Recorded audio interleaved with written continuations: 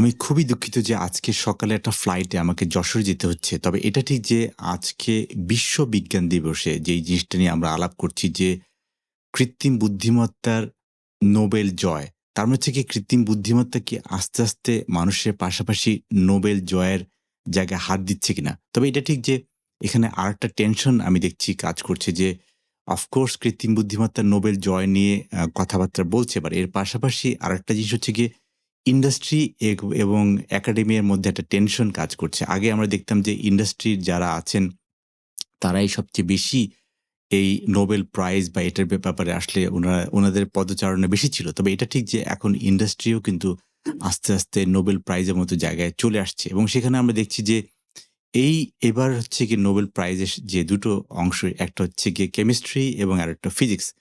ফিজিক্সে Geoffrey Hinton এবং তার সাথে আরেকজন জন হপফিল্ড উনারা যেটা ব্যাক প্রপাগেশন বিশেষ করে মেশিন লার্নিং এবং ডিপ লার্নিং এর যে ব্যাক প্রপাগেশন এবং আরো অন্যান্য অনেকগুলো অ্যালগরিদম নিয়ে যখন উনারা বলছেন এবং তার পাশাপাশি কেমিস্ট্রিতে যেটা আমরা দেখছিলাম যে আপনারা জানেন যে ডেমিস হাসাবিস উনি কিন্তু ডিপ মাইন্ডে গুগল ডিপ মাইন্ডে এটা নিয়েও কিন্তু অনেক দিন ধরে কাজ করছেন। আমি আসলে গুগল ডিপ মাইন্ডকে ফলো করছিলাম ২০১৯-২০ সাল থেকে এবং আমি দেখছিলাম যে তারপরে উনারা যখন AlphaGo এবং আলফা প্রোটিন নিয়ে যখন উনারা আলাপ করছিলেন, তখন কিন্তু এই যে প্রোটিন ফোল্ডিং মানে আলফা ফোল্ডিং এর ব্যাপারটা, এই প্রোটিন ফোল্ডিং নিয়ে কিন্তু আসলে উনারা অনেক কাজ করছে যেটা আসলে আমরা দেখছি যে ড্রাগ ডিসকভারি থেকে শুরু করে আসলে অন্যান্য অনেক ধরনের অ্যামিনো অ্যাসিডের সিকোয়েন্সিং সবকিছুই কিন্তু উনারা বুঝতে পারছেন।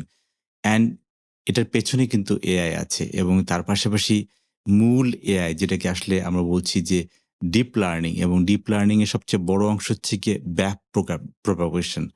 এই ব্যাক প্রপাগেশন নিয়ে কিন্তু আসলে আমি এই বইটাতে একটা বড় অংশ কাজ করেছি এবং তার পাশাপাশি অফকোর্স ট্রান্সফর্মার যেটাকে আমরা বলছি জিপিটি সেই ট্রান্সফর্মার নিয়েও কিন্তু আসলে গত ৫ বছর আগেও কিন্তু আমরা এটা নিয়ে কথা বলেছি যে কিভাবে আসলে ডিপ লার্নিং আস্তে, আস্তে সবকিছুর ভেতরে ঢুকে যাচ্ছে।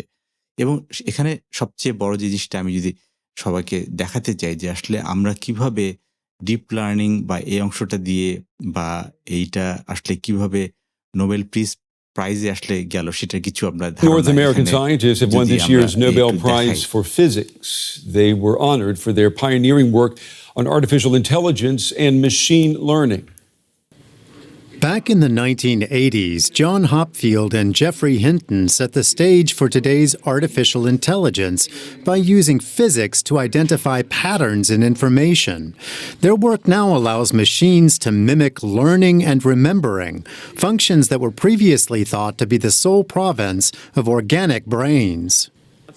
At a tech conference last year, Hinton emphasized the differences are smaller than you might think. We're just a machine. We're a wonderful, incredibly complicated machine, but we're just a big neural net. And there's no reason why an artificial neural net shouldn't be able to do everything we can do. Modern artificial তার মানে হচ্ছে কি আমরা যেটা আসলে বুঝতে পারছি যে এই যে মডার্ন আর্টিফিশিয়াল ইন্টেলিজেন্স এটা আসলে কেন হিউম্যান ব্রেইনকে আসলে ওভারটেক করবে না সেটা নিয়ে কিন্তু এখানে কথাবার্তা আসছে। আর এর পাশাপাশি আমরা যদি কেমিস্ট্রির অংশটা দেখি, কেমিস্ট্রির অংশে আমরা যদি এখানে যেটা দেখতে পাচ্ছি যে আসলে in chemistry যে went to three হাসাবিস যেভাবে scientists, আসলে David Nobel Baker, prize John পেয়েছেন Jumper, and কেমিস্ট্রিতে। Demis Hassabis for their groundbreaking work using artificial intelligence to advance biomedical and protein research. The AI model they developed, called AlphaFold, uses databases with hundreds of thousands of protein structures and millions of protein sequences to predict and even design protein structures, speeding up a months or years-long process to mere hours or even minutes.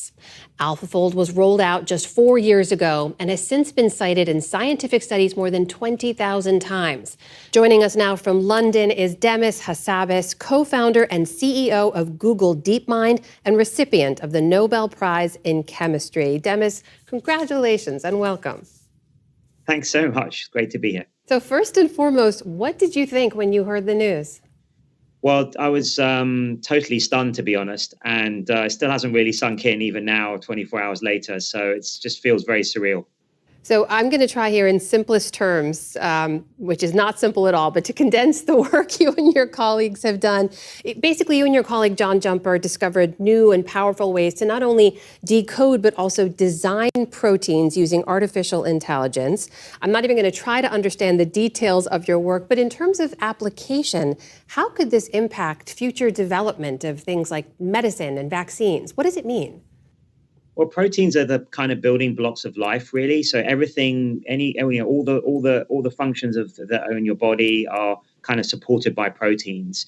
And it's really important to understand their structure, their 3D structure, so that you can understand what the function is they have. And so that's what AlphaFold, our program, does. It predicts that 3D structure just from the genetic sequence. And it's going to be really important for things like drug discovery and understanding disease.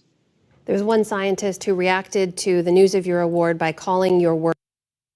তার মানে বুঝতে পারছেন যে আসলে AlphaFold it will be predicting our drug discovery and also যেটাকে আমরা বলছি যে এই ডিসকভারির পাশাপাশি ডিজিজগুলোকে আমাকে প্রপারলি ওয়ার্কআউট করতে হবে। তবে দিন শেষে আমি যেটাকে বুঝতে পারছি যে এআই আস্তে, আস্তে মানুষকে হেল্প করছে কিভাবে নোবেল পিস প্রাইজ পাওয়া যায়। বাট এর পাশাপাশি আমি ওয়েট করে আছি কবে এআই নিজে থেকেই একটা নিজস্ব ক্যাটেগরিতে নোবেল প্রাইজ পাবে।